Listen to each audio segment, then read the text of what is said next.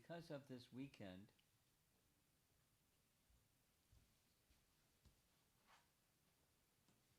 and Prabhupada's arrival and all of that,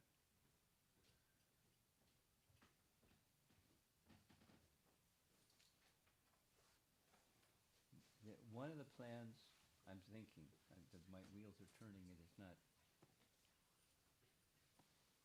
coming up with maybe the best answer, but because the plan on Sunday at the Boston Temple is a timeline of Prabhupada preparing himself and coming and everything, from early meeting Bhaktisiddhanta, etc. Yesterday evening, something similar, but different. Different in the sense that their personality was different, but it was, his personality that Srila Prabhupada very much respected. Of course, there's Bhaktisiddhanta, but Jiva Goswami, because a few days ago, it was simultaneously Jiva Goswami's appearance day and Vamana Dwadasi. So Vamana 1. We spoke about Vamana, Lord Vamana's appearance day on Vamana Dwadasi. So yesterday evening was make-up. So we had conversation on Jiva Goswami, and it's a very nice topic. Maybe it's a suited topic for this audience. Little biographical sketch of he's a very amazing personality. I think we'll do that. Jiva Goswami. I'm going to remove this so you don't see what I'm doing. Is that all right? The life of Jiva Goswami. Yes, no, or maybe something else. Yes, okay.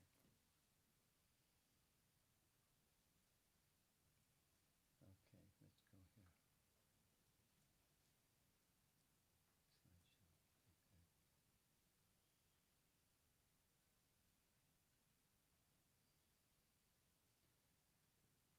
So that was the 4th. Today is the 9th. There's 5 days difference. It's okay.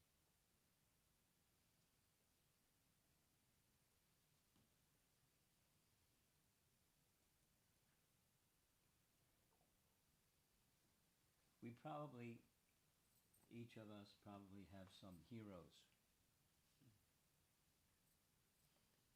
And in addition to, our spiritual master or Srila Prabhupada or something like that, some predecessor personality that we just go.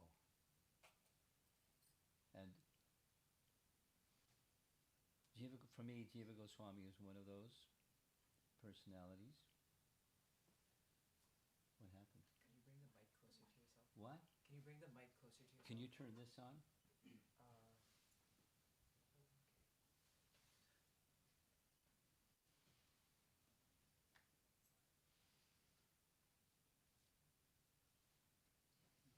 Da-da. Move this, yeah.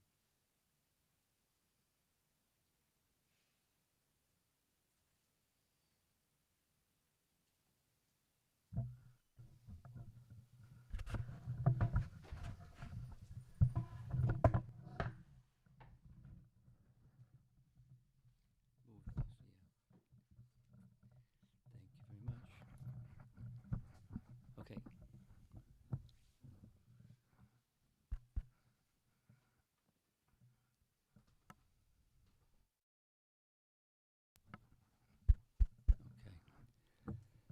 I think you're going to have to turn the volume up a little bit.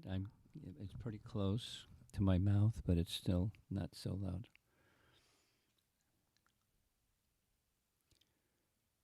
Well,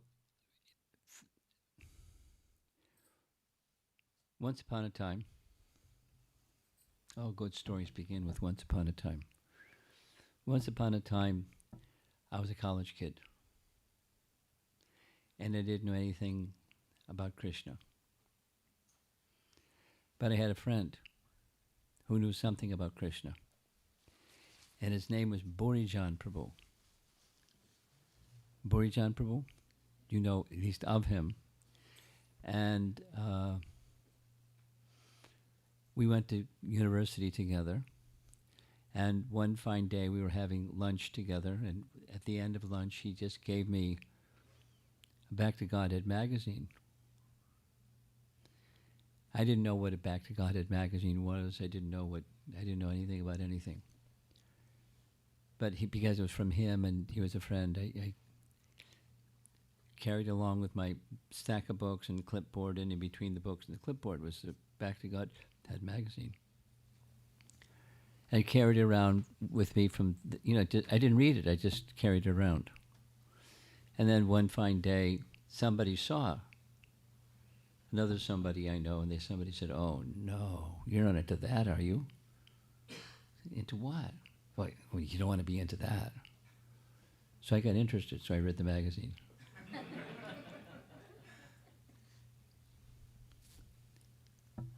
It was probably,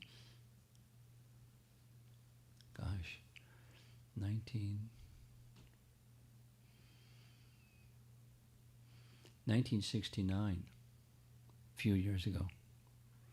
Maybe it was 68, maybe 68, 69. And the Back to Godhead that particular Back to Godhead article issue was, the feature article was Bhaktisiddhanta. Prabhupada approved that some of his articles could be the topic of Back to Godhead magazine. So the title of his article was "The Bhagavat is Ontology and Morphology." So I had to look up 3 words in the title. And then I read the article. And college kid, you underline things and write things in the margin and look things up, and his vocabulary is way up there. So I looked up a lot of stuff. And at the end of 3 hours, it took 3 hours to go through the article. And I reached 2 conclusions. One, I don't understand it. And the second was that although I didn't understand it, my experience, subjective experience, was he took me to a place that I'd never been to before, a place of consciousness that I'd never been to before. And I had, it was something that I didn't even know how to express what I was looking for, but it was what I was looking for. Transcendence, or something. So he became a hero. And then some other things and other things and other things happened. So he still is. And one of the things that I liked very much was Sri Brahma Samhita, because he wrote, and the BBT published Sri Brahma Samhita with the commentary in English, super high English, Bhaktisiddhanta in English. And then I found out that his commentary was based upon the commentary of Jiva Goswami. So then I got an English translation of Jiva Goswami's Sri Brahma Samhita commentary. And it wasn't a one-to-one, but it was this similar experience, like, whoa. And so I've been too busy, but there's a project that's kind of in the parking lot of writing a readable rendering of Sri Brahma Samhita commentary, along with the translations. But those two, and because Srila Prabhupada regularly, and all of our Gaudiya Acharyas, along with Rupa Goswami, continuous reference to Jiva Goswami because of his prolific writing. And so I'm going to speak something about him, but you can know something is going on inside me more than just like facts and history. And he's a hero. Heroes mean something to somebody who looks at an individual as a hero. The words go in, and the accomplishments. So here's a very nice painting, the 6 Goswamis, and something that they would do. They didn't regularly get together like this, all 6 of them, but from time to time they would come together in different numbers, and one of their principal activities was discussing their writings amongst one another and seeking critique. Because, they're Vaishnavas, but and super elevated Vaishnavas, and it's a standard practice for persons who are very capable. They want critical feedback. They want refinement of what they say and how they say it, and so they weren't, I'm this great acharya, so no need.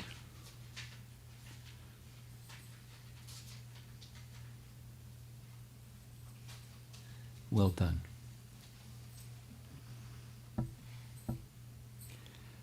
Okay, so we're going to discuss his life, some features of his life.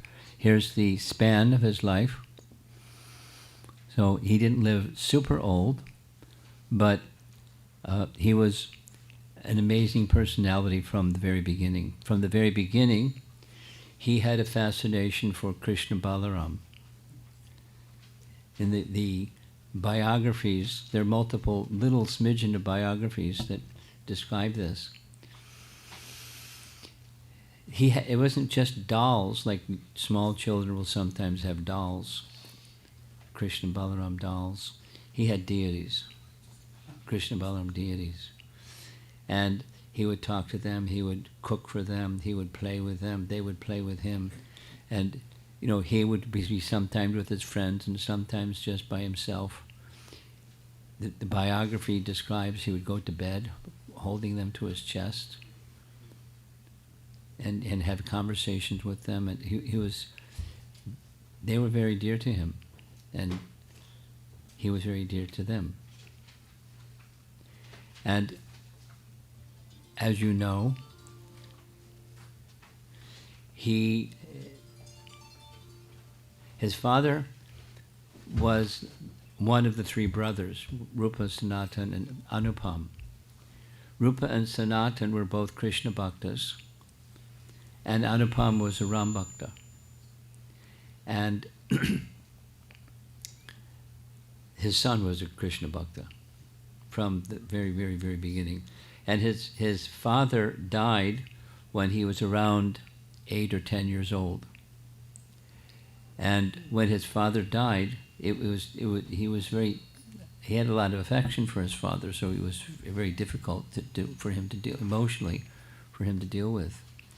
And from his uncles in particular, and his father, he had heard a lot about Lord Chaitanya. So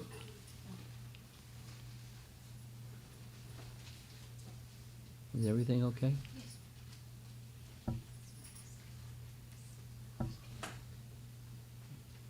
Okay. So he was too young to go all the way to Puri. Lord Chaitanya was still present on the planet. He was too young to go all the way to Puri, but he wanted to see the places of Lord Chaitanya's pastimes in Navadvip, which wasn't so far from his home. And so he went. And when he went, waiting for him, greeting him was Nityananda. Somehow.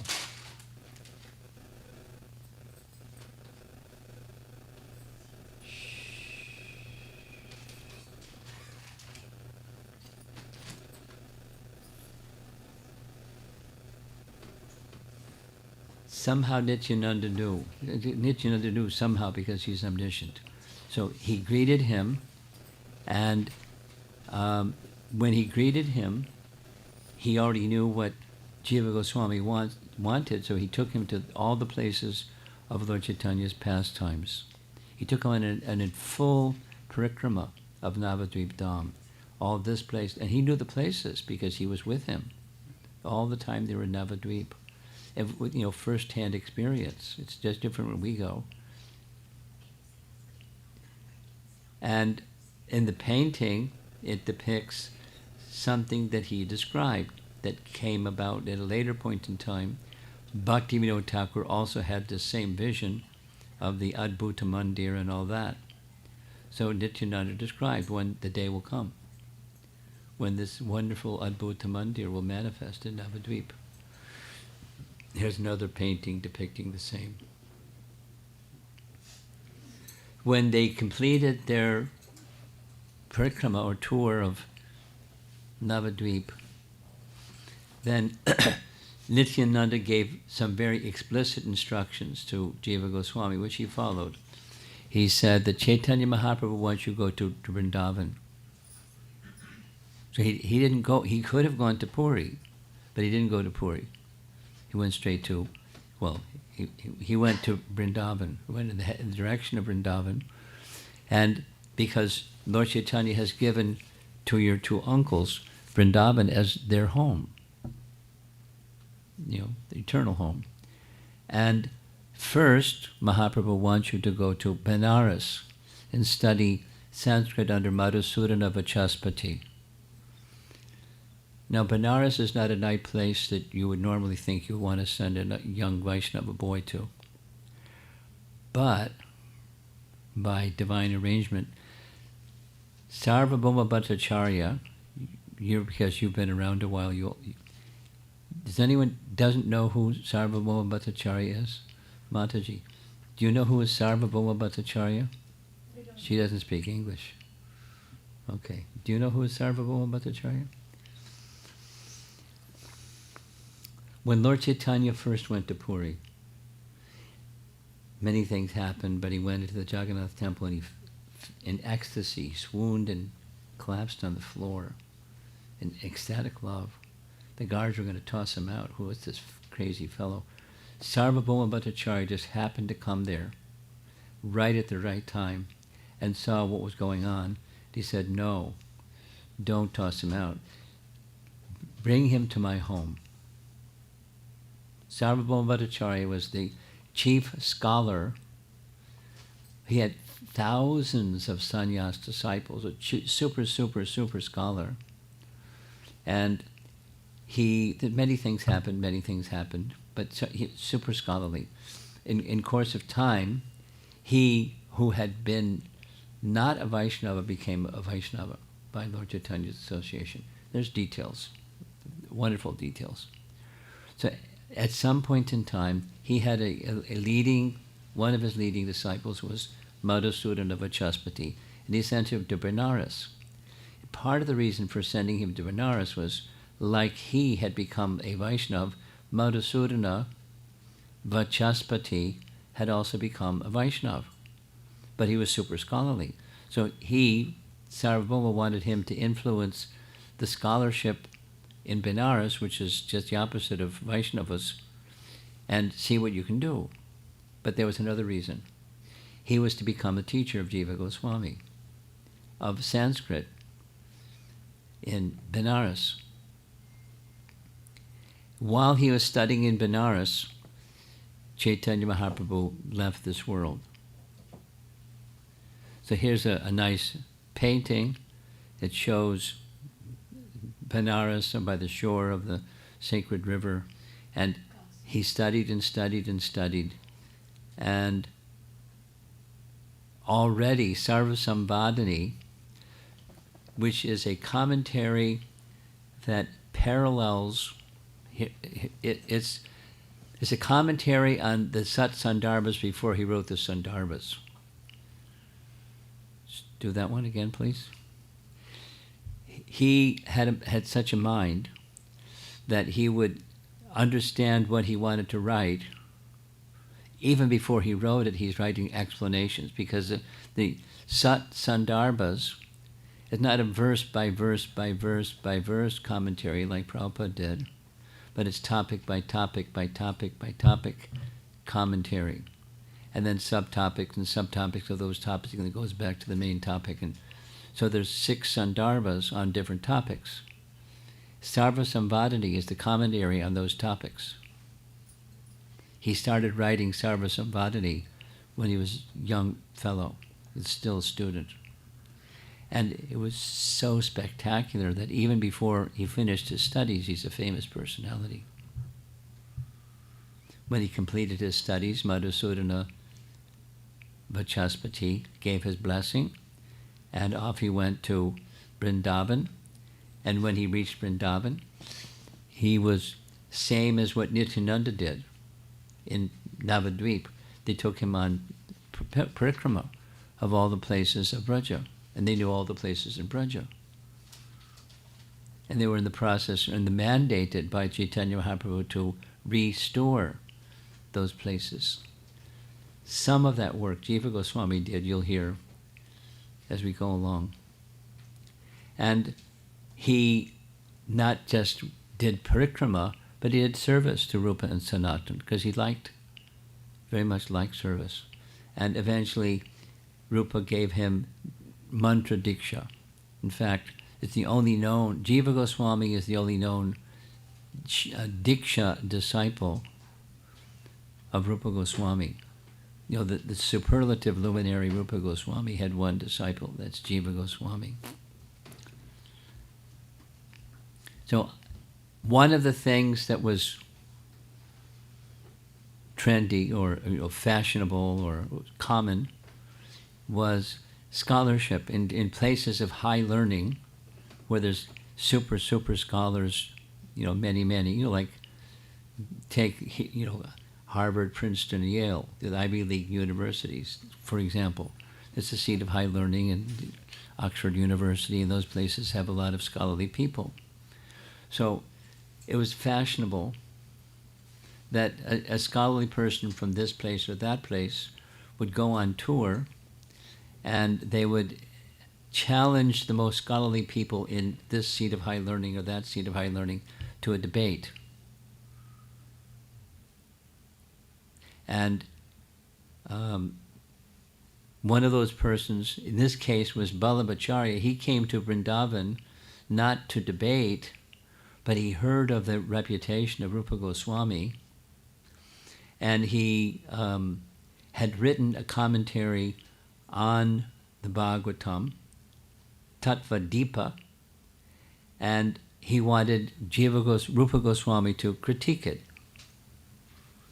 And so Rupa Goswami agreed, and in turn Rupa Goswami requested him, because it's what Vaishnavas, he's from a different sampradaya, but respecting one another's orientation towards Vishnu or Vishnu Bhakti or Krishna Bhakti. Rupa Goswami requested, can you do the same with my Bhakti Rasamrita Sindhu? So Vallabhacharya agreed.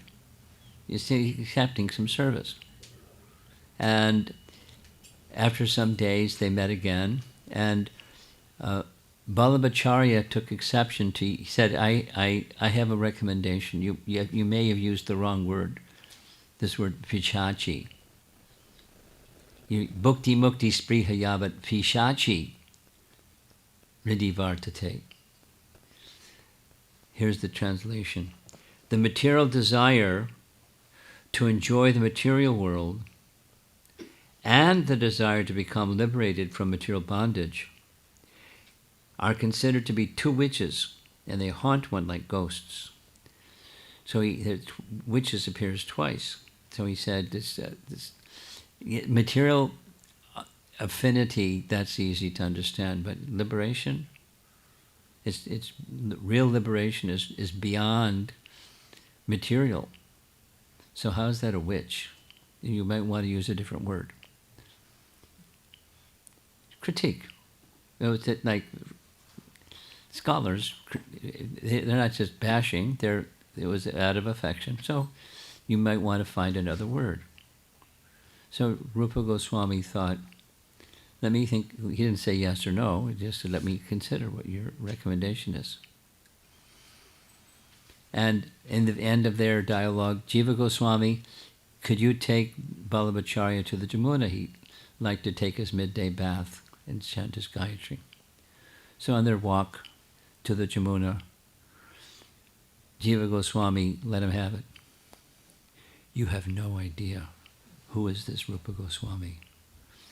And not only did he choose the right word, here's why it's the right word, and for 20 minutes on the walk to the river Jamuna, he let him have it.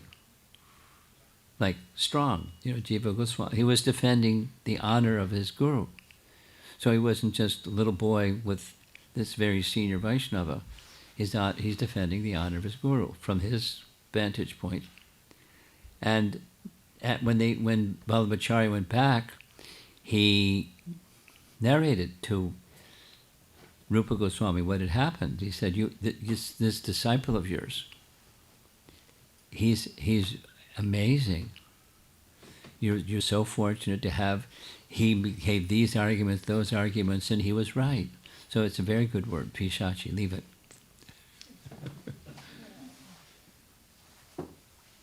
And Vallabhacharya went elsewhere. Rupa didn't like it.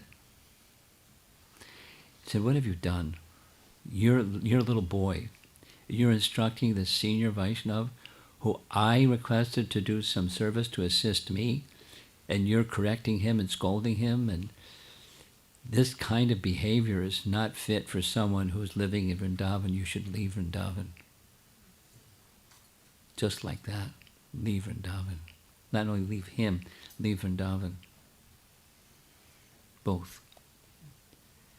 Jiva Goswami was smashed. I mean, he didn't say, "Wait a minute, yeah, but..." His guru instructed, so he left. But he didn't go too far. He went to Mathura, because that's out of Vrindavan. And nobody knew where he went. And some time passed. I forget the duration of time, a month, 2 months, something. And Sanatana Goswami was worried. Where's Jiva Goswami? His uncle. Where's Jiva Goswami? So he heard that some sadhu was living in an alligator hole by the side of the Jamuna.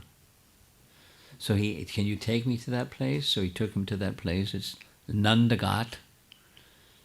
And sure enough, there was Jiva Goswami in the alligator hole.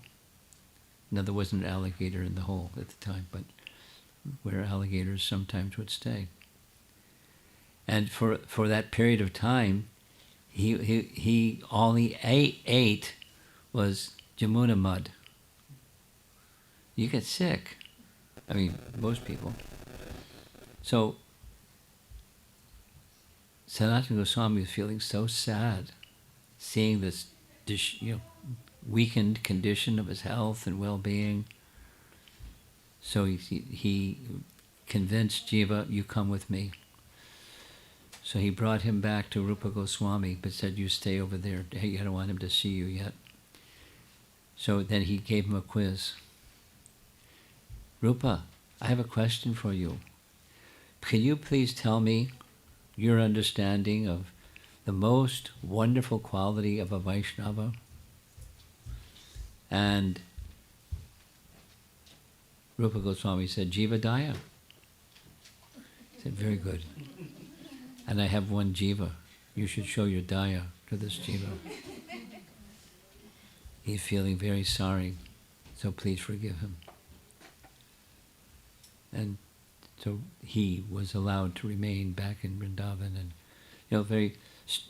now some persons criticize Jiva Goswami, contemporaries. Just see, this man is proud, da da da da da da. But it wasn't him. It was his guru. The words of his guru should be respected, and that's what he was doing. Anyway, on another occasion, I mentioned this traveling, debating personality. The source of what I'm about to tell you comes from a book named Prem Vilas. Prem Vilas. So in Prem Vilas, it describes that this fellow, Rupa Narayan, doesn't say where he is from, but he was one of these traveling, debating guys. Digvijay Pandit. And when he got to Vrindavan, he heard from everybody, Rupa, Sanatan, they're the best. So he went to Rupa and Sanatan and challenged them in debate. And they understood right away that the fellows puffed up and we're not going to waste our time. And so If you want to see the screen, you're welcome to sit over here. But if you don't need to see the screen, just want to hear, that's okay too. Okay. And thank you for moving. You understood. I just saw you. Okay.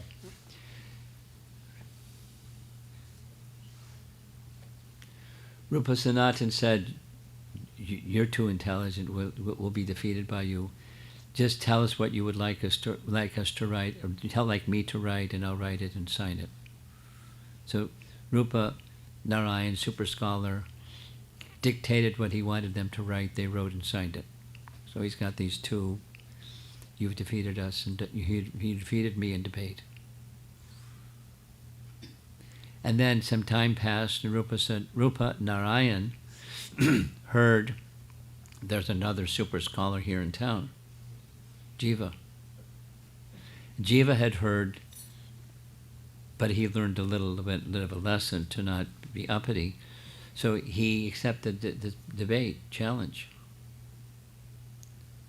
And the topic of debate was, a very basic one. Is the form, is the personality of Godhead with form or without form? Form or formless? Because there's scriptures that seem to indicate. So 10-day debate, and he was overwhelmed with the scholarship of Jiva Goswami, and he accepted defeat. He not only accepted defeat, but Jiva Goswami was giving all credit to Rupa. So he became an ardent follower of Rupa Goswami and read his writings. And then from reading his writings, he understood Jiva Goswami is also super scholarly. So he stayed for several years in Vrndavan, studied under Rupa and Jiva Goswamis, the Satsandarbhas, etc., etc., etc.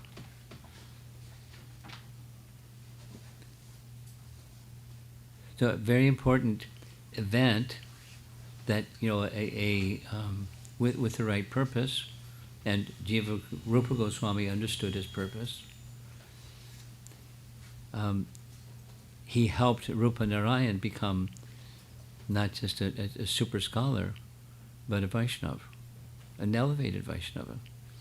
According to this Prem Vilas, he remained in Vrndavan for something like 10 years, and then he went traveling and teaching the teachings of Rupa and Jiva Goswami, Digvijay Pandit.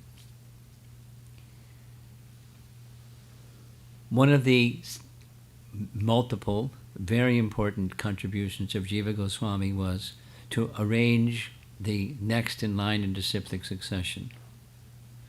So I'm putting my hand up in the air. This is Lord Chaitanya. Before Lord Chaitanya, Ishwar Puri, Madhavendra Puri, then Lord Chaitanya, then Rupa and Sanatan, then Jiva. So over generations, it's not uncommon that the disciplic succession kind of dissipates, becomes less prominent. Not zero, but less prominent. So that's not what happened in the case of Jiva Goswami, because he trained up the next 3 acharyas that represented and continued the disciplic succession. I'm going to ask for volunteers, 3 volunteers. You got to raise your hand. Name of one of those 3. Narottam Das Thakur, Srinivas Acharya, Shamananda Pandit. So that's Narottam Das Thakur, Srinivas Acharya, and Shamananda Pandit. So those are those 3. And he trained them thoroughly, so they became as gifted as he. Their natures were different. Some of them became more poets and wrote songs. Some of them this and some of them that. But he carried forward very effectively the disciplic succession, the next generation, and they in turn same thing. He, all of his writings, we'll hear a little bit later, all of his writings and all the writings of Rupa Goswami, the original manuscripts, and the original manuscripts of Sanatana Goswami and Raghunath Das Goswami, the original manuscripts were all given to Jiva Goswami. And he kept them. And eventually those manuscripts, because they were deteriorating to some degree, they have ways of treating the original manuscripts. So in the recent last 50 years or 60 years, something like that, the entire manuscripts were given to the Vrndavan Research Institute. So this is a page showing his original handwriting, preserved. Some chemicals or something they do to preserve the original manuscript. Of course, they make copies of it, so it, word for word is precise from the original manuscript. That's important to maintain. Sometimes it's not maintained and makes it messy. Here's a nice painting. It's this picturing Jiva Goswami giving lectures. In the place is in the courtyard of the Radha Damodar temple. And on the upper left, that's his deity on that throne, on the upper left, upper in the center, up the steps. And then now the main altar is behind that railing. So here's some of the books that he wrote. I'm going to go through them, a few of them. Bhakti Ratnakar is the source of who these books are, what the names of the books. What's Bhakti Ratnakar? Bhakti Ratnakar is chronologically after Chaitanya Mahaprabhu's departure. It's a chronological narration of the events of persons' lives who are followers of Chaitanya Mahaprabhu. That's what Bhakti Ratnakar is. Narhari Chakravarti is the author. A very respected, precise text. So one of the things in this book is his 25 books, the list of the names. He was a grammar teacher, Vyakarana. And after he received Diksha from his guru, he then modified the method of teaching. And the teaching, because so many rules and recitations, he has put names of Hari connected with each one, each rule, each procedure. Hari Namamrita Vyakarana. It was Nimai Pandit's own composition. And Jiva Goswami knew of it, and I don't know if he had a copy of it, but then he wrote his own. That was one of his 25 books. Then he wrote Gopal Champu. It's said that he not only wrote Gopal Champu, but he wrote a book explaining how do you write a champu. Very scholarly. And then he wrote Gopal Champu. Purva and Uttara, his pastimes in Vrndavan, his pastimes outside of Vrndavan, Krishna. So it's like a 10th canto commentary. In and out of Vrndavan. Gopal Champu. Krama Sandarbha is a Bhagavatam commentary verse by verse, like Prabhupada did. Almost all the verses, commentary by Jiva Goswami. And then the next 6 are the 6 Sandarbhas, along with the Sarva Samvadani, which is the commentary on the 6 Sandarbhas, which he wrote before he wrote the Sandarbhas. Topic by topic. Tattva Sandarbha, Bhagavad Sandarbha, Paramatma Sandarbha, Krishna Sandarbha, Bhakti Sandarbha, Priti Sandarbha. And so there's some overlap, of course, but the topics are distinct. the Bhagavatam has multiple topics within one book. So he just broke it down.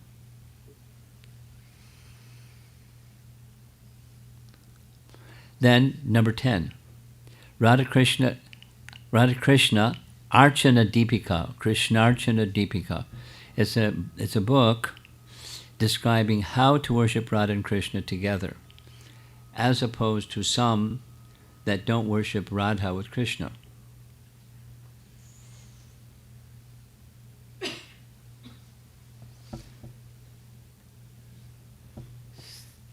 See the painting of Balaji?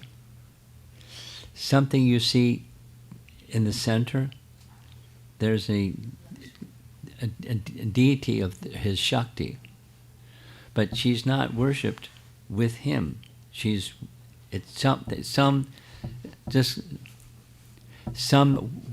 who are Vaishnavas don't worship Radha Krishna or Sita Ram. They worship a form of the Lord that's just the Lord without the Shakti. So he wrote a book on why it should be with Shakti and how the procedure should be done. Very scholarly. Madhava Mahotsava. You know about that book? You know what Utsava is, festival, right? Maha Utsava, big festival, about Madhava. But this is a big festival about Madhava, but it's about Radharani. Madhava Mahotsava. So the narration goes like this. Radha and Krishna are in each other's company. Come on in. So Radha and Krishna are in each other's company. There's some situation that arises. Radharani becomes angry. A loving anger, not the other kind. So she goes and pouts. Man. Transcendental. And Krishna tries to break her anger and this and that and the other thing, and nothing works, and she's maintaining angry at him, and so something is done. And the big festival she is a big festival where she becomes the queen of Vrndavan, and he's subordinate to her. So she participates, and so it's a Samrita Sindhu. He wrote a commentary on that one. Samrita Sindhu, he wrote a commentary on that one. Ujjwala Nilamani, he wrote a commentary on that one, and so forth and so on and so on and so on. So many, many, many writings. And just to get a picture of what 400,000 verses looks like. Young lady here in the front row. You know how many verses there are? Young lady here in the front row. You know how many verses there are in Bhagavad Gita? 700. Do you know how many verses there are in Srimad Bhagavatam? 18,000. 18,000. Do you know how many verses there are in Mahabharata? 100,000. How many verses are there in Ramayana? 24,000. And you know, a good part of Ramayana and Mahabharata is like stories. Now, Jiva Goswami didn't so much write stories. It's like high philosophy and subdivisions of those. It's highly philosophical and foundational for the whole Gaudiya Sampradaya. So it's like he wrote like 6 or 7 Srimad Bhagavatams and 2 or 3 Ramayanas and Mahabharata and, 10 or 12 Bhagavad Gitas and some small books. Highly philosophical.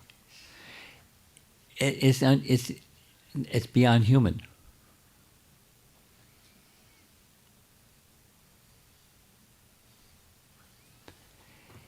As a disciple of Rupa Goswami, one time Rupa Goswami had a dream. And in his dream, Rupa Goswami saw Govindaji, his deity Govindaji, appeared in his dream. And the deity then showed Rupa Goswami in his dream the Damodar form, the little boy form. Then the deity of Damodar instructed Rupa Goswami to carve a deity exactly with these features for your disciple. And his dream broke. So he did. He also composed the pranam mantra for the deity of Damodar. Here's the translation. Oh, on Lord Damodar, whose dark bodily luster embarrasses the blue lotus flowers, the splendor of whose silken garments stuns the glory of yellow kumkum, who enjoys transcendental pastimes in Vrndavan forest, whose chest is fragrant with a brilliant flower garland, and whose magnificent arms rest on Radha's shoulders, let me meditate. Now that was the pranam mantra for the deity. It's found in one of his Rupa Goswami's books called Stavamala. And here's a photograph of the deity that he carved. It is said that he got the marble from Vindhya Parvat, and the deity was worshipped by Jiva Goswami in Vrndavan, and when many of the deities were taken from Vrndavan, the original deity, there's a replacement or Pratibhu deity on the altar at Radha Damodar temple, but the original is now in Jaipur. And there's Radha by his side, and Lalita by the other side. So here's the altar, here's a close-up of the deity. Now, when he first had this deity, there was no Radha Damodar temple. All there was a place where it is said that Radha and Krishna, one of their places of rasa dance, Sevakunj, was that place. So he used to worship in some kunj, in a grove, at Sevakunj. Now the photo is actual Sevakunj today. Some portion of it wasn't destroyed.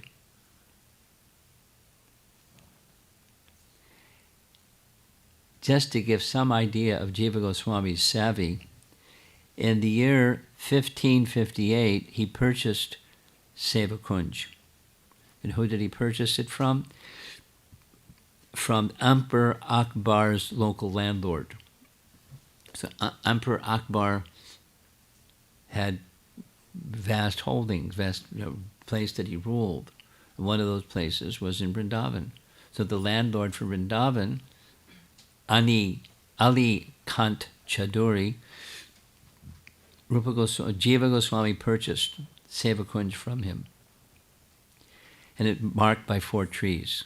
Imli Tal, those of you who've been to Vrndavan, you may know where some of these places are. And Rasastali, Dan Guli, and Shringar Stali. Those are places that when you go to Vrndavan you may visit. And he paid 35 rupees. And then he built the temple. Until then he was just worshipping them in the Sevakunj area. And when he worshipped his deity, there are the descriptions of the intimacy between him and his deity. So sometimes the deity asked Jiva Goswami, cook such and such preparation. So he cooked such and such preparation. Then he placed the preparation and watched Damodar eat the preparation. And sometimes during this eating of the preparations, he would recite verses. And sometimes while reciting verses, Damodar would dance.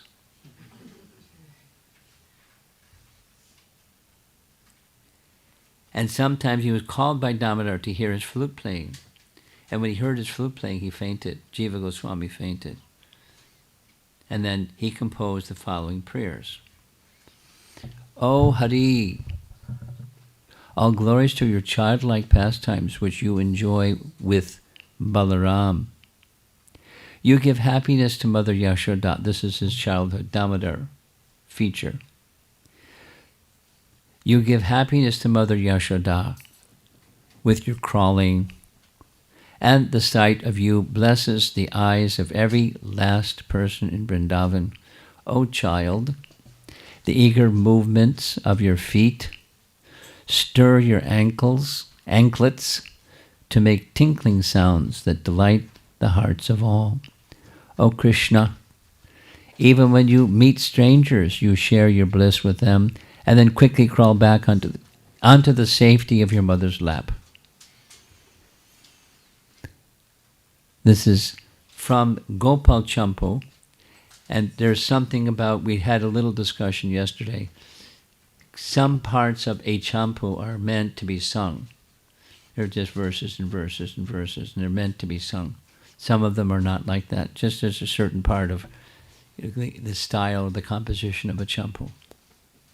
And that's where this is taken from.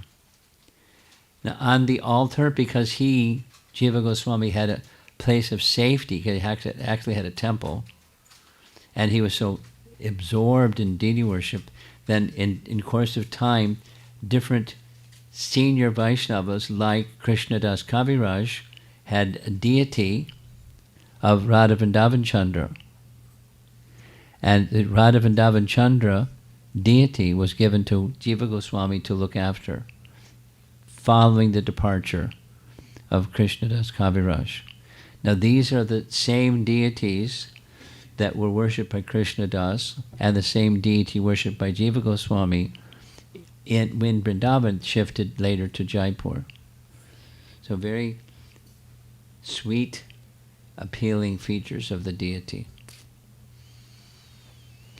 One time, the same Emperor Akbar, we're going to hear his name several times, he very much appreciated the Goswamis, and he particularly appreciated Jiva Goswami, so he invited Jiva Goswami to come to his palace and preside over a debate that was being discussed in his court, and he couldn't sort it out. The debate was on which is greater, the river Jamuna or the river Ganga.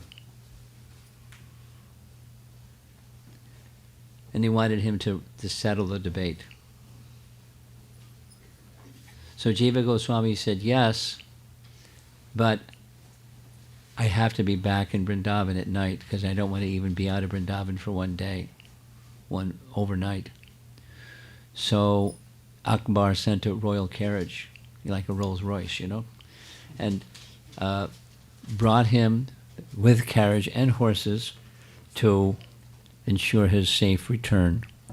There's the topic, and at the end of the day, Akbar was very satisfied with the conclusion, the Jamuna, and he wanted to give him a gift. And Jiva Goswami said, I'm a mendicant, I don't need a gift, but one thing that comes to mind that would be very nice, if you could give me some paper.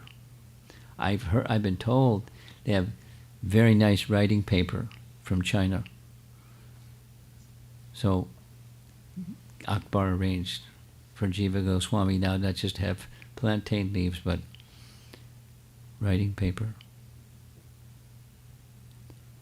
Some say that Jiva Goswami, agreed for the king to provide him with copies of the Puranas available in Benares, because that's where he did his undergraduate studies. And there are copies of those books in Benares. So, no surprise if he did it. It's not confirmed. And Akbar donated funds to Jiva Goswami to establish a library. That is to say, take the originals, have Brahmin scribes make copies of the originals and keep them safely in the library. You're in charge of the library. Here's the money for the scribe, here's the money for the library. You take responsibility for it. So he did. Inscribed on a plaque in Urdu, Akbar's language, Jiva Goswami placed a sign within the library honoring Emperor Akbar's character and benevolent position regarding protecting Vaishnavas.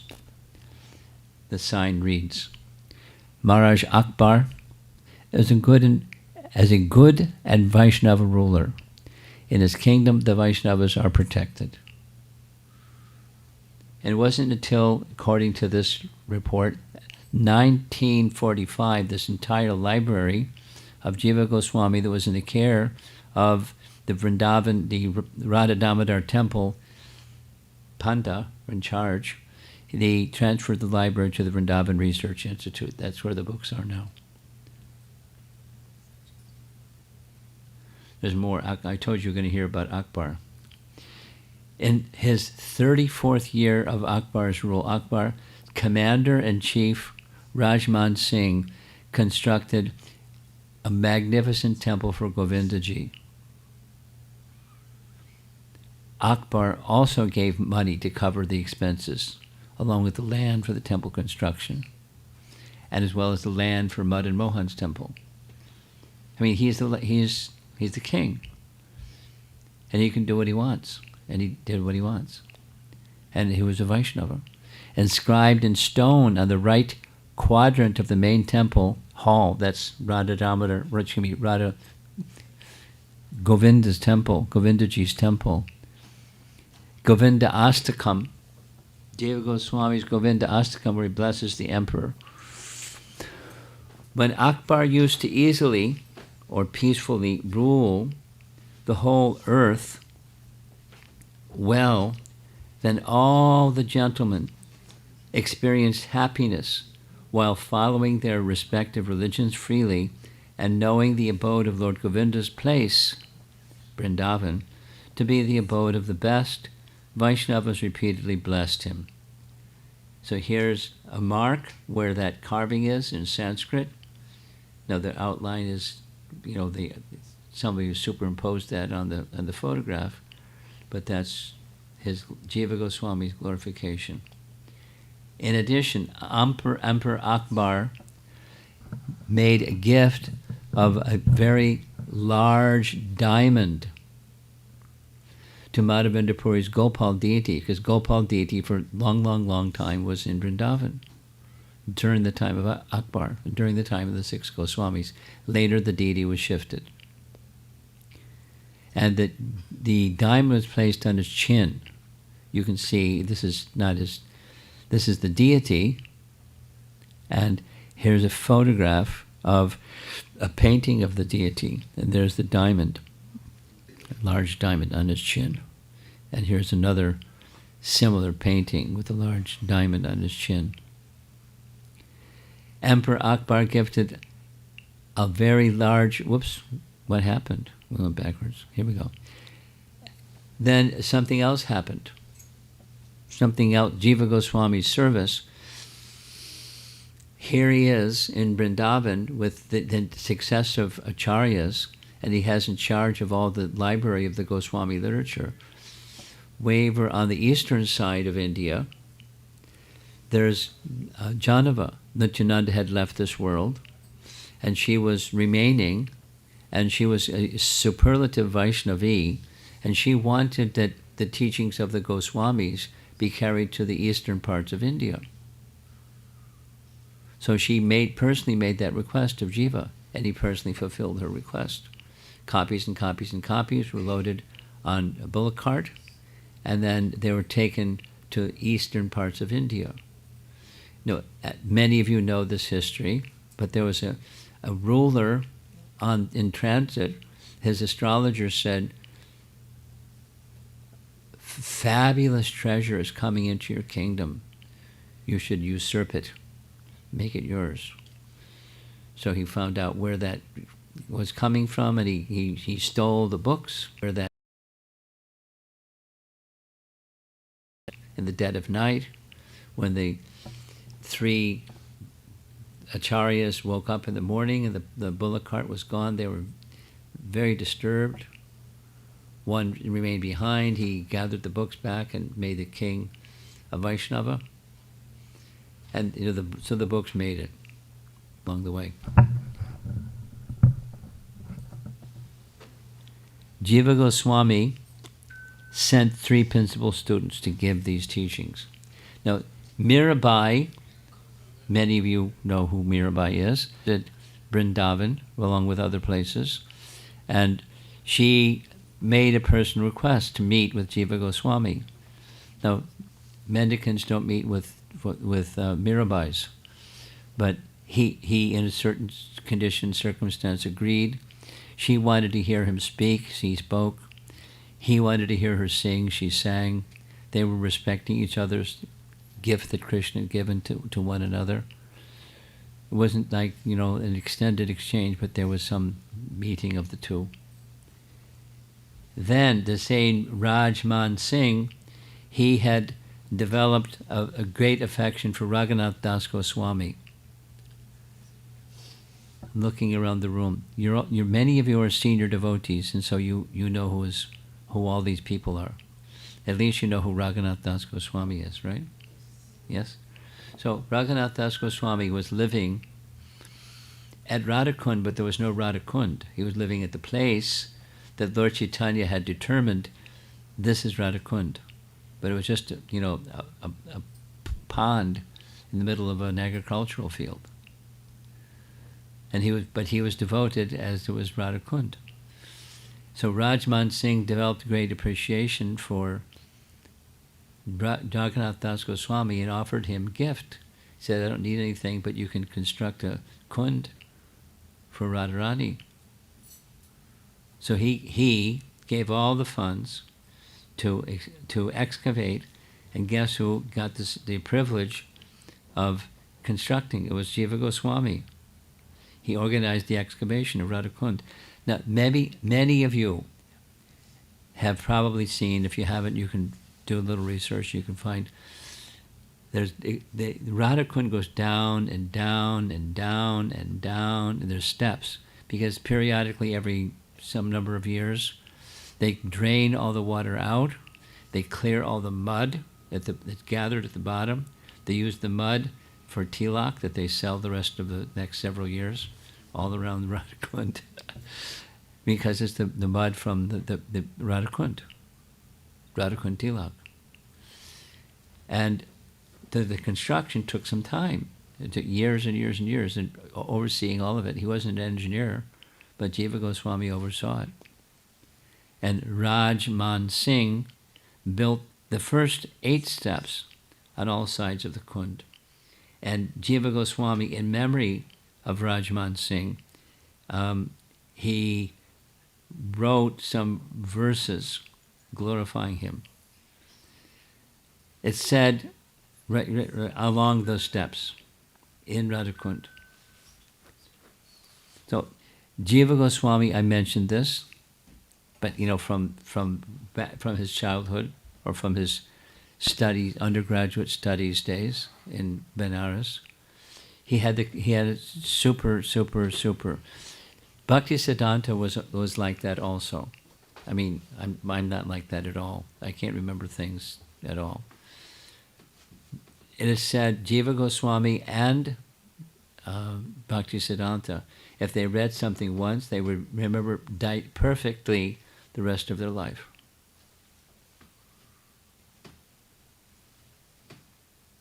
How'd you like to have that gift in school? Just once, just study once.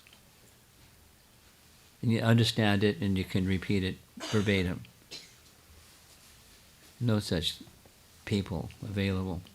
But Jiva Goswami had, so he would write his commentaries, and then no spell check, no editing, nothing.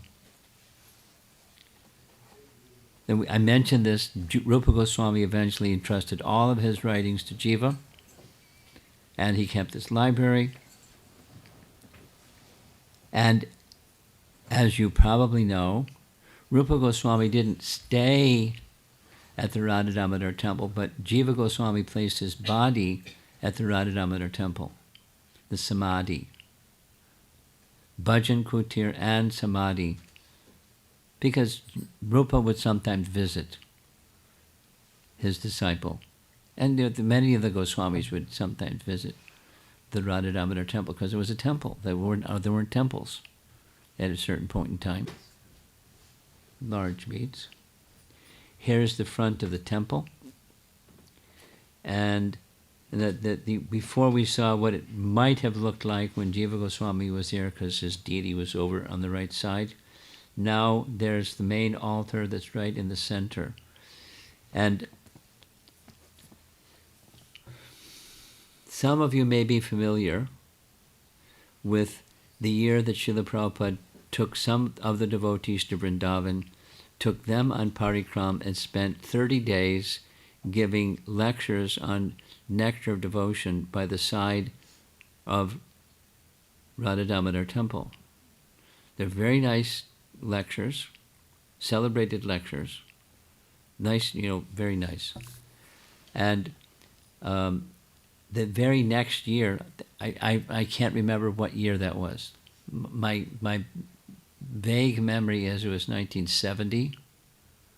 And then in 1971, some of those devotees, particularly Guru Das and others, took just the regular Prabhus on the same parikrama that Prabhupada took them on. And when we went to the Radha Damodar temple, I remember this very specifically. You were looking at the photograph of the altar. The way things were set up then, it's not now, but you could circumambulate around the temple 3 times. Now you can't do that. It's just like not there. But at that time, it was to walk across and behind the deity. He pointed out, Guru Das pointed out, there's a platform that's over on top of a hollow area that's in the shade, and in the heat, the hot summers of Vrndavan, the Goswamis would go there sometimes, and when it was cool, in the midst of the heat of the hot summer, and they would discuss Krishna Katha on the back side of the altar.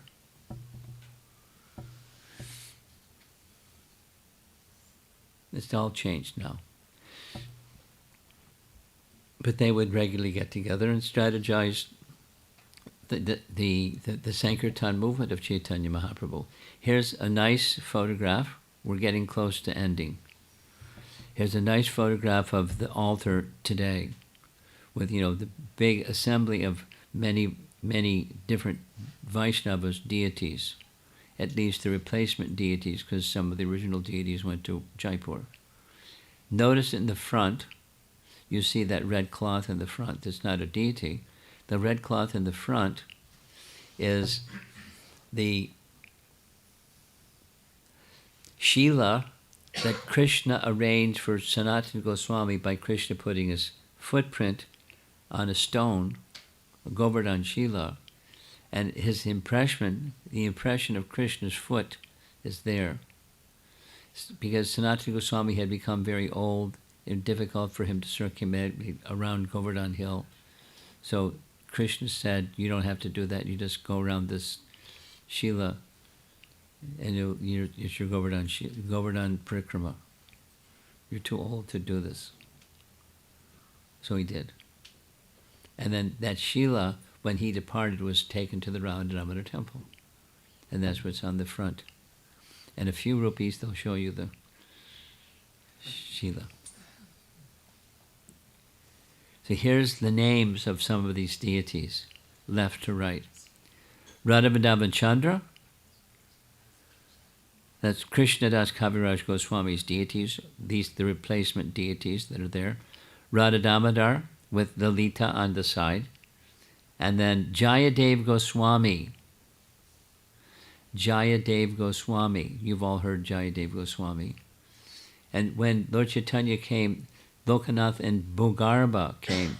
Bhugarbha Goswami Samadhi is also over to the right. As you look at the altar, there's Rupa and Rupa Goswami Samadhi and Bhajan Kutir. Way over, far against the wall to the right side, Bhugarbha Goswami's Samadhi is there. Because Lord Chaitanya sent Bhugarbha and Lokanath before he came to Vrndavan. So they were there to be with him and receive him and so forth. So he had deities. Chanchi Kaniya.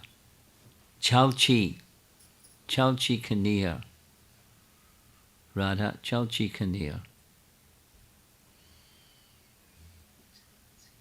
Here's the altar again.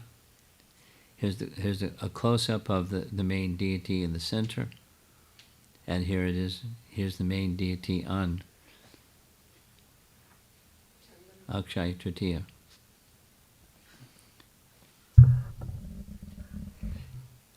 Jiva Goswami also had a place that he sometimes stayed when he was in Radhakund. So this is the temple and the altar at Radhakund. Here, next to the Radha Damodar deity, is Vilasa Manjari Gopi, who it is said Jiva Goswami formerly was Vilasa Manjari Gopi.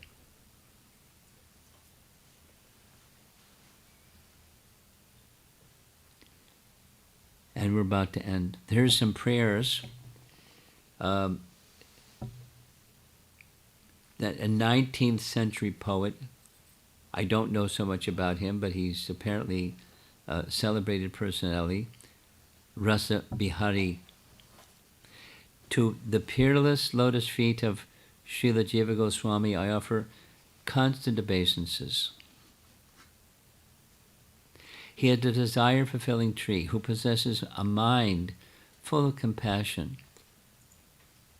and is a true friend of the fallen and distressed, always considering himself to be a bee-like servant at the lotus feet of Sri Rupa Goswami and Sri Sanatana Goswami. He contributed many conclusions in his books to spread the glories and fame of Lord Krishna far and wide. Two more, and we're done. This is Baladev Vidyabhusan's glorification, short. By the mighty spade of his nectarian words, Jiva Goswami tossed aside the dirt of the fallacious Sankhya arguments and recovered Krishna's splendor from the pit of Vivartavad. May he be our refuge. Kind of chivalrous words. And one last, this is Narayana Bhatta. Some of you may know something about him. He was 6 Goswamis. He's from a different sampradaya, but he had a similar mission of specifically restoring places of Krishna's pastimes. And he did. Vast number of places were identified. So he writes this in his writings about Jiva Goswami. I offer my repeated humble obeisances unto Srila Jiva Goswami, whose heart is constantly attracted to the lotus feet of Srila Rupa Goswami. He is the crest jewel of all Vaishnava Vrajavasis. And due to his causeless mercy, he bestows unimaginable joy to even non-philosophical, dull-headed, and lazy people by his deep philosophical views.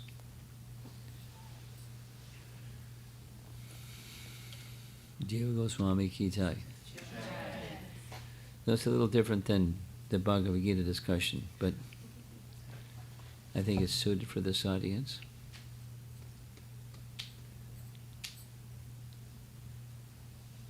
And you're ready to circulate the microphone. Okay. Anybody like to discuss any points or questions? Yes?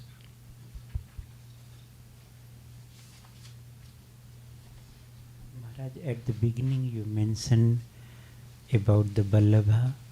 So this is the same. Could you turn the speaker so it's facing me? Because I just turn the speaker so it's facing me. Vallabha, you mentioned that. Vallabhacharya. Yeah. So same who had the discussion with Lord Chaitanya in Banaras about the holy name. Same Vallabhacharya? That question. I don't think so. Okay. But I'm not sure. Because Vallabhacharya, I don't think so. Because you said he came from the Vishnu Swami Sampradaya, Yeah. I said. Yeah. Not the Vallabha Sampradaya, which No, is he is also from Vishnu he's Sampradaya. from the Vishnu Swami Sampradaya. I don't think so. Oh. But I invite you, you want to research it? You're asking the question. Yes. Yeah, I can research it for you. Or you can research it for all of us. I don't know where You- to find out. Okay. You send me a little note, Okay. and in between this and that, I'll see if I can find the answer to your question. Okay, thank you, Maharaj. Another clarification. You have shown the Govardhan Sila. So it was Raghunath Das Goswami or Sanatan Goswami? The Govardhan Shila is different. Okay. There's the Govardhan Shila that Raghunath Das Goswami personally worshipped. And that's not there. That Govardhan Shila that Raghunath Das Goswami worshipped is in another temple in Vrndavan. And the flat Shila that Krishna placed his foot on for Sanatan Goswami is at the front side of the Radha Damodar temple. Or Radha Damodar altar. Thank you so much. Two different Shilas.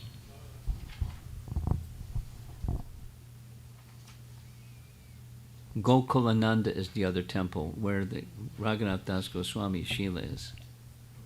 Gokulananda. I thought it is the same. No. The Shila that Lord Chaitanya gave to Raghunath is very small. Okay. Like, small, in the palm of your hand. And this is large, like Krishna's foot. And flat. Thank you, Maharaj. It was really awesome. Just a question. Is it true that Srila Jiva Goswami has compiled more verses than Srila Vasudev? How is that possible? How many verses are in all the Puranas? And It is actually, I heard this and then I've read it somewhere. Okay, so. I haven't. But I'm asking, how many verses in all the Puranas and all the Shrutis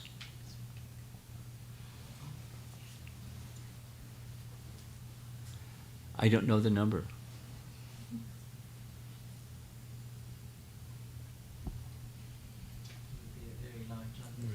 Yeah, very large. Padma Purana is particularly vastly large. And Mahabharata, that's 1/4 of what he wrote. So I don't know. I don't know the number. I've not heard what you said. You can do some homework.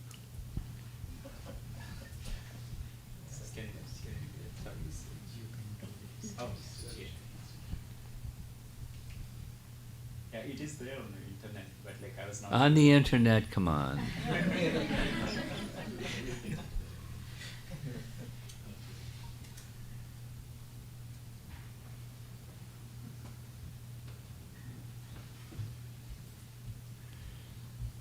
Anything else? Yes?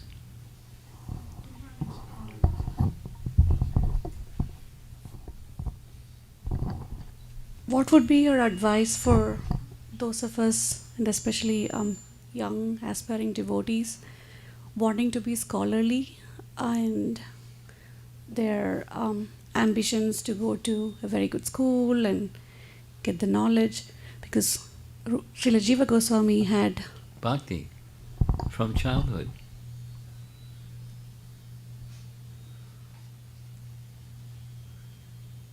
You know the answer. I mean, you're asking for advice. Scholarship isn't the path. Bhakti is the path. And from bhakti causelessly comes knowledge and detachment. So because he had mega bhakti, his studies resulted in his being, who has a perfect memory? Jiva Goswami.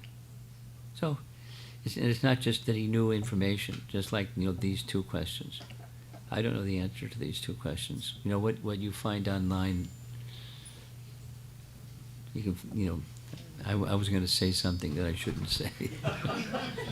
Graffiti in a toilet room or something. You can't go by that. So it's something authorized, some acharya capacity person indicating something. So see if you can find that. If not, then you just move on. Don't bother with it. It's vast. So, no. Scholarship.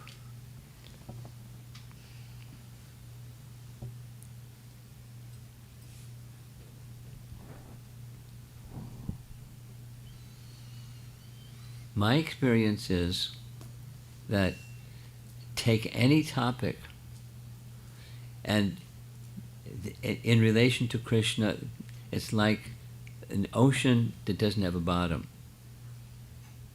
You keep going, and there's something behind that, and you keep going, there's something behind that, and there's something behind that, and something behind that.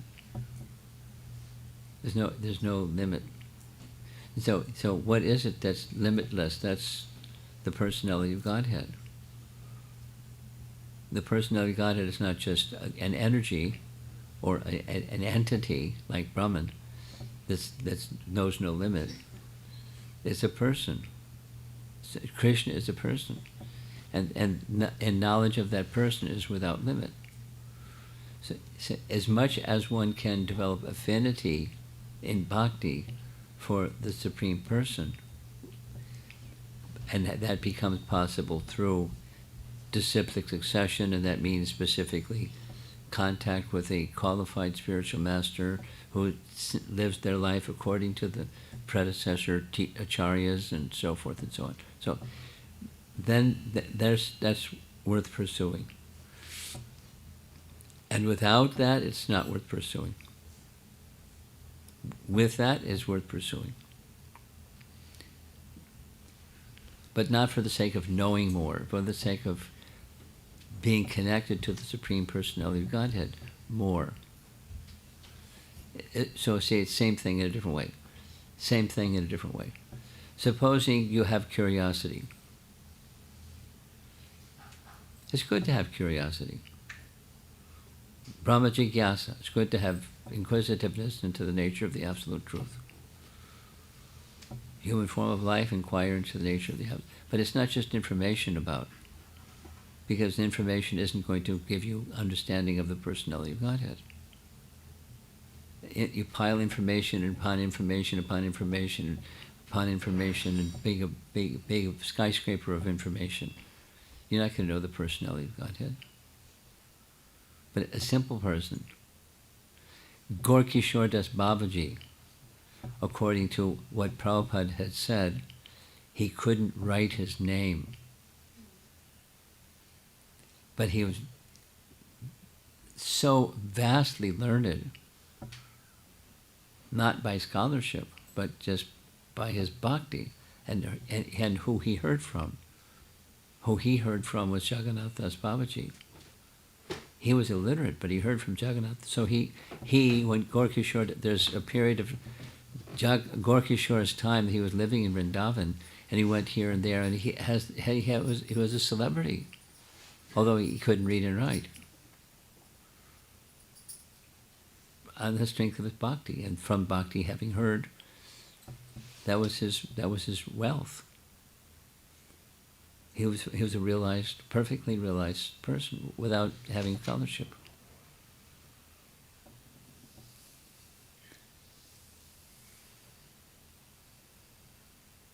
Prabhupada tells the story that when there was a period of time when he was residing at a temple near Keshigat.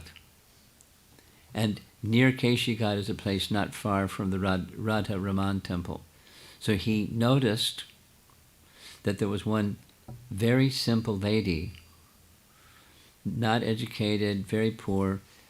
Every day she brought a lota of Jamuna water and brought it and placed it near the altar, and the pujaris would take that lota of the Jamuna water and use it in worship of the deity. And she did that every day for her life. No scholarship. And Prabhupada said everybody knew when she left her body, she went back to Godhead. No scholarship, but just bhakti. Simple. Now, if one has capacity, then use the capacity. If one doesn't have the capacity, no problem. But the bhakti is the principle, not the scholarship. So, if one has propensity in being curious, that's fantastic. But make sure it's done for Krishna, not just for scholarship. And then it can be, it can be either a fine line or you fall in the pool of scholarship and lose Krishna. That's a big misfortune.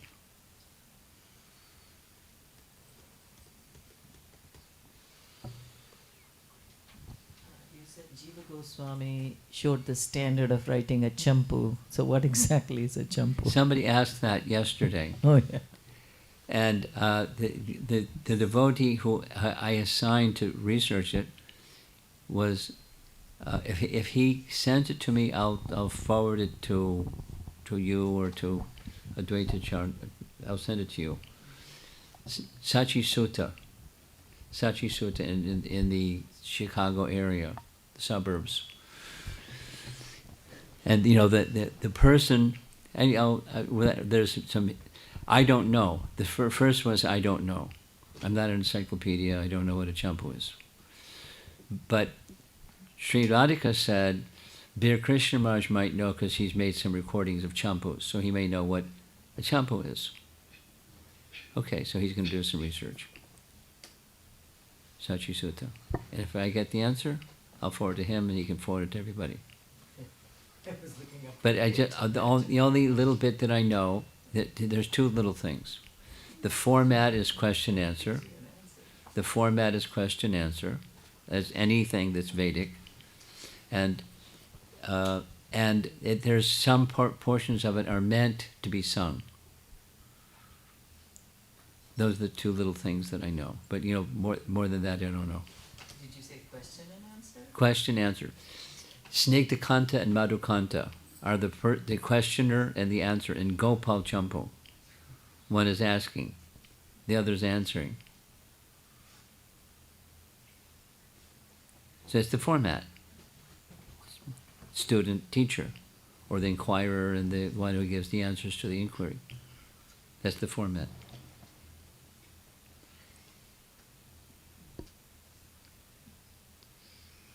Bhaktivinoda Thakur used the same, in his Jiva Dharma. Same. It's just two young college kids go to Navadvip. They heard about Navadvip, and when they get to Navadvip, guess what? They meet Babaji Maharaj, and then Babaji Maharaj. They have these discussions, and Babaji Maharaj has all the answers, and in the course of it's a way of telling the teachings and the life of Lord Chaitanya through questions and answers. Jiva Dharma. It's a format.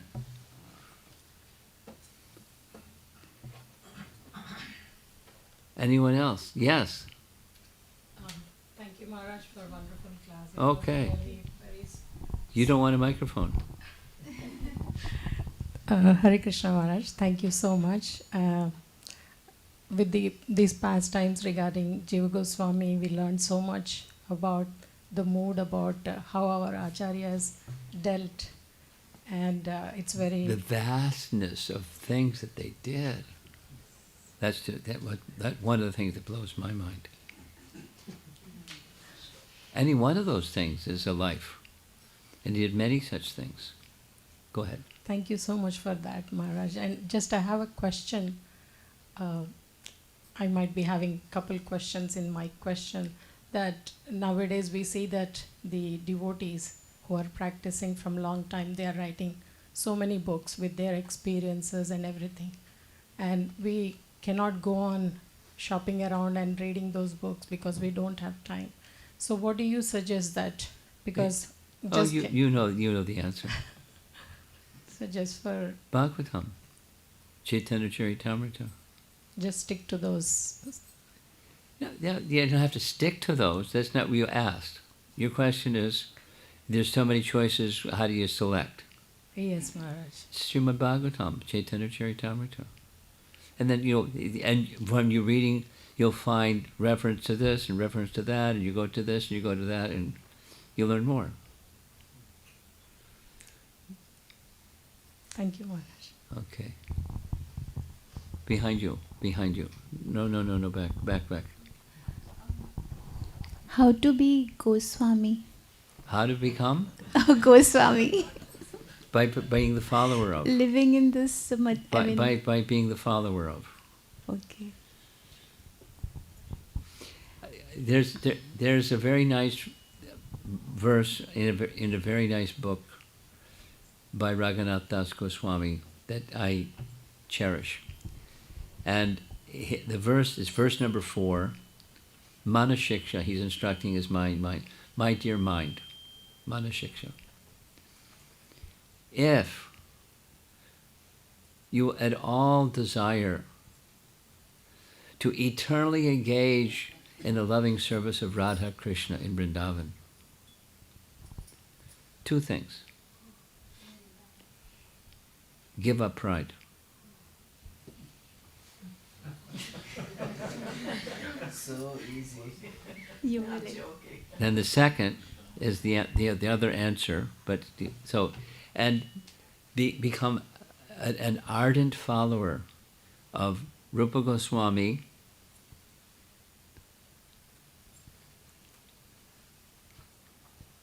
his brother Sanatan Goswami, and oh Krishna, my mind is going blank. The person who Raghunath Das Goswami was given the assignment to become his teacher. Help me. This is my poor memory on display.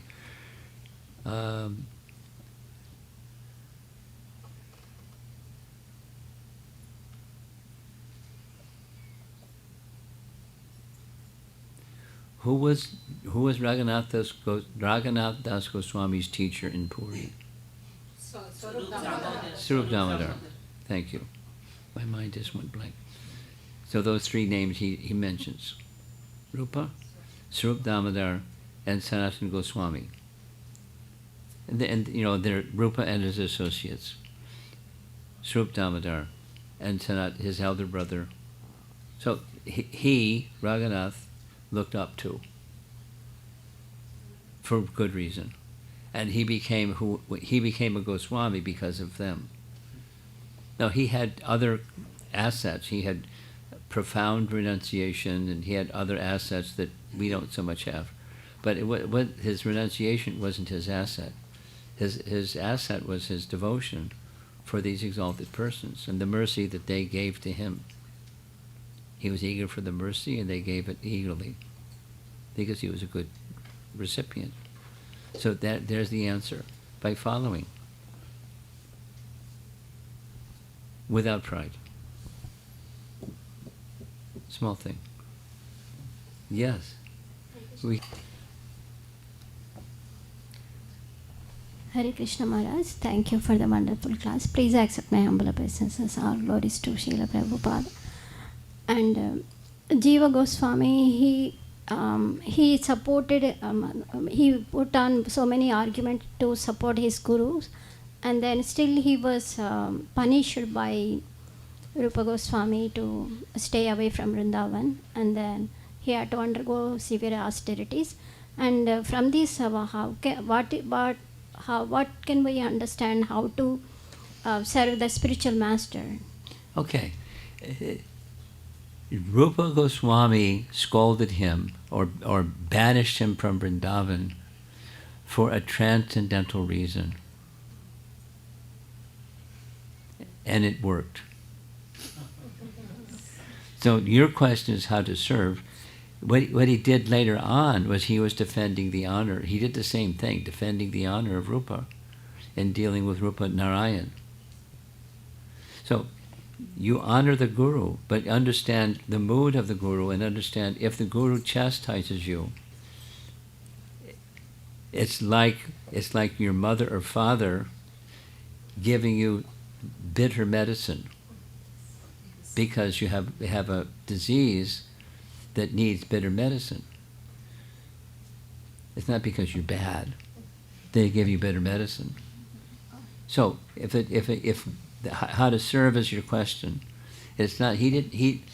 Rupa Goswami chose to give the medicine that he chose to give for a reason. Because whatever his reason, we can say maybe this, maybe that, but he wanted his disciple Jiva Goswami to be squeaky clean. You know, hit va dum bum, freed from pride. Understood. You follow? Yes, understood, Maharaj. Thank you so much. Okay. And I have one more question, if that's Okay, go ahead. And in that verse, the word pisachi, Yeah. First part I understood, but Yeah, the the second material. part is how the material liberation is a pisachi. Because it makes the hard heart. Striving for liberation's sake, not for the purpose of pleasing Krishna, but for the purpose of getting out of the material existence, makes the hard heart. And the hard heart isn't sufficiently soft to perceive the happiness of bhakti. The heart becomes hard. The austerities and the philosophical negation of the form of Krishna, because I want out, and anything that has form is part of this place. So Krishna has form, that means Krishna's covered, it's Mayavad. Okay. It is like outside bhakti, it's not in the mood of Correct. serving Krishna. You got it. Okay. Thank you. got it. Maharaj. You got it. And you go on this end or that end of the pan scale. Materialism or negation of materialism. Simply negation of materialism makes the heart harder. It's a witch. I vote. Thank you so much for the class. So my question is, what's the difference between smart and intelligence? Ask your father.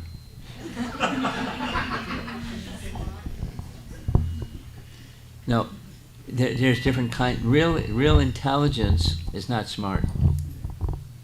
The real intelligence is real intelligence. Real intelligence is discerning the personal feature of the absolute truth. That's intelligence. A function of intelligence is discernment or discrimination, in the good sense of discrimination. Here's what IQ tests do. IQ tests are meant to measure your or someone's intelligence. And it's very simpler. They have multiple choice, and you say which one doesn't fit with the other three. And there's tricks. But it's discernment. And that's what intelligence does. It discerns. That real intelligence is not just discerning out of a group of 4 things which one doesn't fit. That's an IQ test.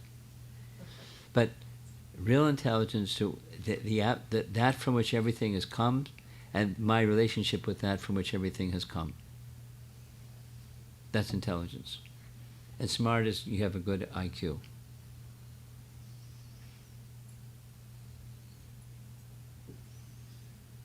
Okay?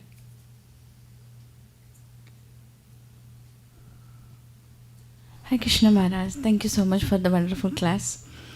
I have a question, Jiva Goswami wrote lot of literature, you mentioned all the books. Yeah. So for the daily practitioner of Bhakta, which book you recommend from Jiva Goswami? From Jiva Goswami? Yeah.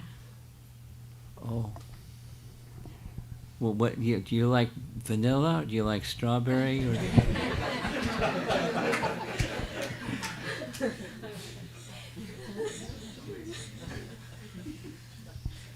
no chocolate, right? No, we get so confused. There's different flavors. So life is very short. We can't cover all these books, so with our material commitments. And my answer is depends on what's your favorite flavor. In other words,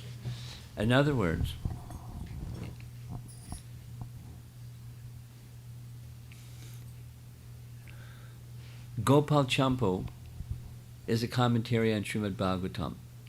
But it's a certain style, the Champu style. And it retells the story. And there's some things in Gopal Champu, some details in Gopal Champu that are not in Srimad Bhagavatam. So it doesn't make it better literature. Then there's Krama Sandarbha that says verse by verse. Here's another one. Jiva Goswami was asked by Sanatana Goswami, can you please review and edit my 10th Canto Bhagavatam commentary, Vaishnava Toshini. So he did. Then he wrote a commentary on his commentary, Vaishnava Toshini Tika. So it depends on, not chocolate chip, almond chip. There are different flavors, different tastes. Different persons have different tastes. So, a fundamental one, I'll give you two fundamental ones. Bhakti Rasamrita Sindhu, that's fundamental. That's another commentary. But Sri Brahma Samhita, because the range, but the size is small. So that's a nice one. It's a good one. Tattva Sandarbha, the first of the six, because it introduces the topic of Krishna before he goes into the divisions. It's, how do you understand? He writes, in the beginning of Tattva Sandarbha, he writes, I want to talk about Krishna. But before you talk about Krishna, it should be decided, what's the best means of talking about Krishna? And how are you going to know what is Krishna Tattva? Then he goes into, there's different procedures.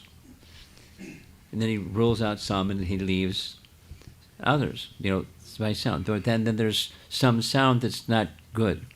There's some sound that's good. So it's analytical, but it's a foundational teaching to help you and me and people that want to go through bhakti literatures and understand how to discern properly based upon tattva. Bhagavat tattva. Thank you, Maharaj. So those are two. Tattva Sandarbha and Sri Brahma Samhita. Thank you, Maharaj. Do you have time for another question? Yeah, sure. One. You got the last question. You have something? Yeah. Oh, okay. But I can. Oh, no, go Okay. ahead. Mine was a bit of a controversial question, so I don't know if I should bring it up or not. That's your choice. You can bring it up or not bring it up. Let me bring it up anyway. It's Akbar. Akbar. Yes, you said he was a great Vaishnava. I didn't say. Jiva Goswami said. So I'm sure a lot of people in this, group probably are thinking about the same question. I don't know. So, but there's bad things we hear about him too, and perhaps, I don't know, maybe he was not as bad. His sons were definitely bad. but- Yeah, that's the ones that were bad, not Yes, him. Not him. Okay. So I wanted to clear that up. Yeah. It's not him. It's his sons. Okay. The Yeah, other son that was, makes was a sense, yeah. terrorist. Yes. Yeah. Your question. Maharaj, thank you so much. I've heard that in order to develop character or qualities, we meditate on, like you said, the heroes or role models, Yeah. acharyas. Do you have any recommendations on any specific qualities that we could Yeah. meditate on with Jiva Goswami, in the case of Jiva Goswami? Well, three. There are many, but humility, pridelessness, and service. He liked service. When he first got there, he got the parikrama of Vrndavan, and then he just served Rupa and Sanatan both, his two uncles, because his father was gone and they were his, the next kith and kin. But he wasn't on the bodily platform of consciousness. He just liked service. So serving the Vaishnavas.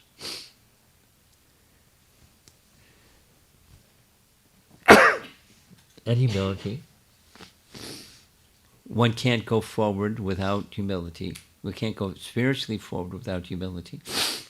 And pridelessness, it's a little discussion. What's the distinction between humility and pridelessness? Amanidvam, adambitvam. They're different. They're similar, but they're different. They're foundational. And Rupa Goswami had them excellently. And that was it was a basis for him to build, what he built. The foundation was what upon which his writings and his service were built. Humility and pridelessness.